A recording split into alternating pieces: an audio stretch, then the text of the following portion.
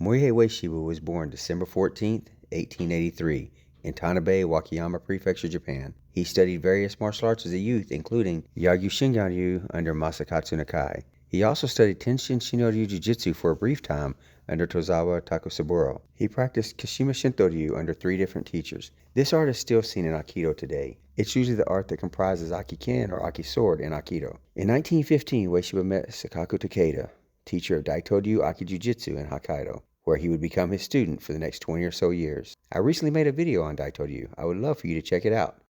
Okay, back to the subject. In the early 1920s, Ueshiba was drawn to Omoto-kyo, a Shinto-based new religion led by Onisaburo Deguchi. He moved to Ayabe to join the sect. In February 1924, Ueshiba traveled with Deguchi to Mongolia.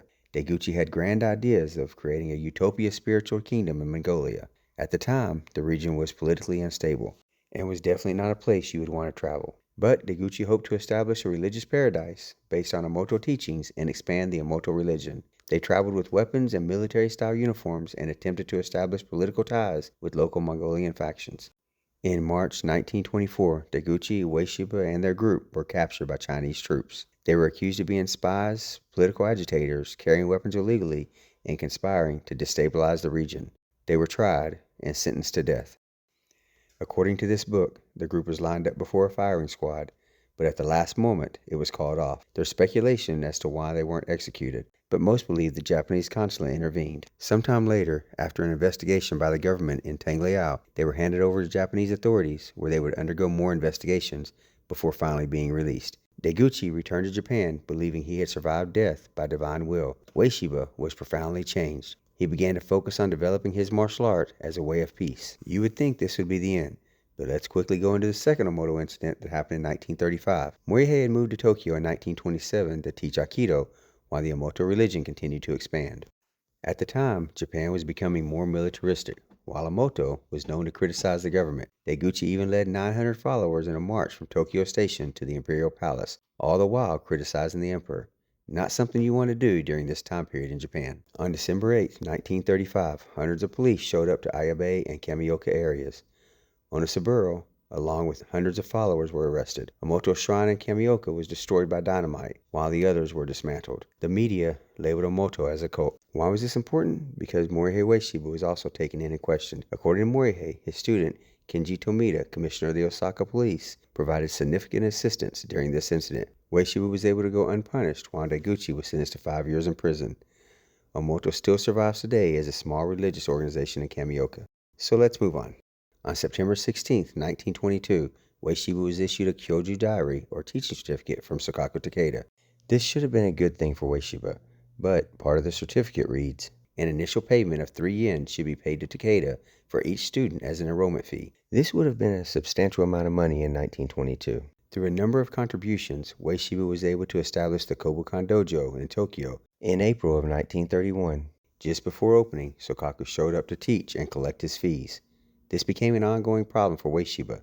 Takeda showed up to the Kobukan on a number of occasions. Later, in 1933, Ueshiba started teaching at the Asahi newspaper in Osaka. In 1936, Sakaku showed up again. According to Takuma Hiza, who was there at the time, Takeda came in and said, quote, "Hello in there. Send out the Director of General Affairs. I am Morihei Ueshiba's Aki Jiu-Jitsu teacher. I hear that despite his inexperience, Morihei has been teaching here.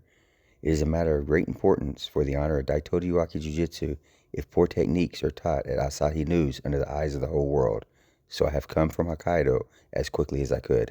With his sword raised above his head, he said, "We begin at once." I found this to be somewhat ironic, as Takeda is the one that issued the teaching certificate. Be that as it may, Ueshiba found out what happened and left Osaka. During World War II, Ueshiba withdrew to Iwama, where he would refine his art and build the Aki Jinja, or Aki Shrine. He emphasizes unity, non-resistance, and blending with the opponent's energy, principles you still see in Aikido today. In 1942, the term Aikido was officially adopted. After World War II, martial arts were banned. To quote Stanley Pranin, it is generally known that the Supreme Commander Allied Powers banned the practice of martial arts in 1945. Actually, this ban was directed primarily at educational institutions and also included the dissolution of the Dai Nippon Butokukai, the umbrella organization that oversaw martial arts practice in wartime Japan. There was some confusion over what specifically was banned and what was permitted. However, the net effect was that few practiced martial arts openly for fear of reprisal by the occupying forces. Besides, given the general economic plight, martial arts training was a luxury few could afford. End quote. As an interesting side note, Ueshiba's Wakamatsu Dojo, formerly known as the Kobukan, though in desperate need of repair, was one of the few buildings left after the bombings in Shinjuku. Ueshiba resumed teaching in Tokyo at the Akikai Homba Dojo, led by his son, Kisshomaru Ueshiba. In 1955, Aikido was demonstrated in public for the first time. In the 1950s and 60s, foreign students began arriving in Japan, while Japanese instructors went abroad. Some of Ueshiba's more well-known students are Koichi Tohei, founder of the Ki Society, and Shinshin Aikido, and Morihei Sato, founder of Iwamaru Aikido. Also, Kenji Tomiki, founder of the Shudokan, also known as Tomiki Aikido. This is the only Aikido style with a competitive aspect. And Gozo Shioda, founder of Yoshinkan Aikido. And also Minoru Mochizuki, founder of the Yoseikan, as well as many others. Morihei Ueshiba passed away April 26, 1969, at the age of 85. His last words were said to have been, "Aikido is for the entire world." He was succeeded by his son, Kisshomaru Ueshiba. After Kisshomaru passed in 1999, the lineage was passed to his grandson, Moriteru Ueshiba. These are references and recommended reading for anyone who wants to learn more about the art and the history of Aikido.